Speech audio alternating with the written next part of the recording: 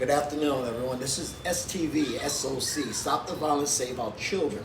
We have a special guest today joining us. One of my colleagues, I could say. His name is Dominic. I'm going to have him introduce himself to you guys. Dom, please tell us a little something about yourself today. My name is Dr. Cuomo, originally from the Bronx. I got moved down to Florida. Let me put that in. I moved down to Florida in '72. I've been here for the last 52 years. I was out and about for 20 years as far as my alcohol and drug addiction go. I've been sober and clean from 1/1/96. That's 28 years. Wow. Thank you. I went and I got a bachelor's from the University of Nebraska Kearney, and this August I will be starting my master's degree at the University of Nebraska Omaha. Oh, I nice. go for social work. Congratulations. Thank you, thank you. Well, I couldn't have done it without AA's help, and so I believe that I want to be a therapist. My original therapist was a rabbi, so he used the therapy program plus the steps, 12 steps, and also spirituality. And I believe that that's the best way to attack it. The problem today with drug addiction and mental health, the biggest thing with drug addiction is the fentanyl. It's so addictive, and the people that are putting it out are backyard chemists.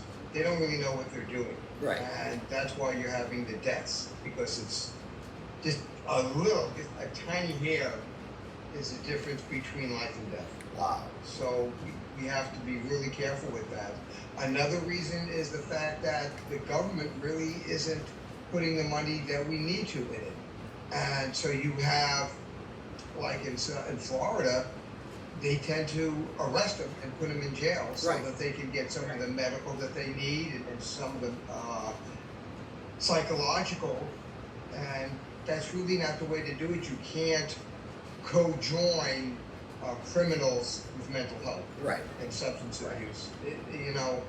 It's just not good. And with the substance abuse, they just find better ways to steal. Okay. So, it's not a good mixture. I believe that you're getting facilities that are popping up that are like where we work at, that are really trying to help the mentally disabled and get them through this. And they have a thing called mental health presenting as substance abuse, which is people that have these events in their life, negative events, that brought them to the table of addiction. Right. And so once they get that taken care of, it's usually a lot easier for them to go into the programs and get clean and sober. Okay. Listen, one of the main reasons I asked you on today is because where we work at, we see a different level of care. We see a different level of people who are trying. And unfortunately, you dealing with these people, I see a lot of neglect. Not on our behalf, not on the facility's behalf, but on the behalf of the client himself. They've got to a point where they just don't care. I mean, what do you think causes that? I mean, they came there to be helped, but then they refused to get any help. That's the events that I was talking about. Substance abuse is caused by a lot of things, but today, when you have children that are growing up in poverty and they don't get the food that they need, they don't get the emotional stability that they need, they don't get their needs met at a very young age. Okay. One of the biggest problems, especially about what you're talking about, is if that infant does not bond with one or both of its parents within the first 4 to 6 months, there's a problem.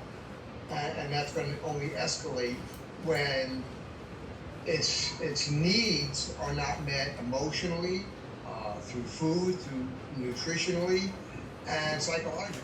Okay. And what it does is it breeds a monster. Not that children are monsters, but the addiction is the monster. Gotcha. And So what happens is that the children don't get the nutritional value, what they need, and so their body doesn't grow the way a child's body will grow if they get the proper food. Okay. And later in life, what happens is that they have medical problems that will follow them till the end of their lives. Diabetes, neuropathy, all these things will affect them. Right. They don't get emotionally. So they, instead of believing that they're good people, good children, they might be told, you know, you're a piece of junk, you're this, you're that. Right. And that stays with them. And that's a big reason that you see, well, you know, I come here for help, but, you know, I don't want to look into all this abuse that I've experienced in my life, because they don't have anything that they can use to guide them through it. When an alcoholic goes to an AA meeting, we give them the steps. So they come in and out until they get enough of information to keep them on their feet by themselves. Right. And then they can start actually working on the steps. In mental health, if you have these people that come in, and they're there right now, I've seen a few of them, and it's not that they don't want the help, it's coping with the issues that brought them to where they're at. They don't have the tools to get them through that. So you think that's the reason they can't find themselves? Because they, honestly, truthfully, they look like lost children. They are. They are lost children because their self-view is so skewered and so negative that we have to get them to a point to see beyond that and show them that there's more to them than just what they know. Okay. And it's breaking down those barriers that they keep up because they're surviving. All they know is survival. So I'm going to hit you upside the head with some really hard stuff today, because like I said, Okay. I think you're the guy to speak to. We've done several episodes on mental health, and one of the mental health being, we've been seeing an outbreak. That's the only thing you can call it, an outbreak. Damn near a pandemic, because it's become to a point within the last 6 months of this year, so this year just begun, and we're in the first month of the 6th month of the year. I've seen so many cases of murder-suicide. Fathers killing their children, killing the wife, and then killing themselves. I've read stories of this mother who literally did a video making her 3-year-old child tell the father goodbye, and then shoot the baby in the back of the head and kill it, and then kill herself. What do you think drives a person mentally, whatever it is, what, asking you, a professional, causes a person to go that deep off the end?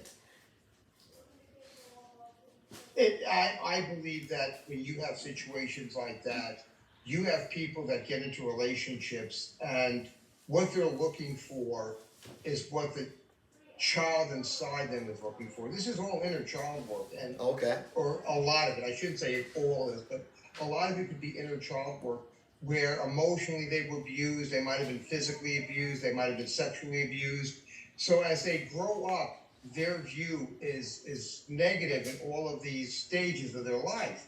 And they don't know how to form a relationship with themselves. So when they look for validation, they don't look for it inside where healthy people look for it. They look for it outside.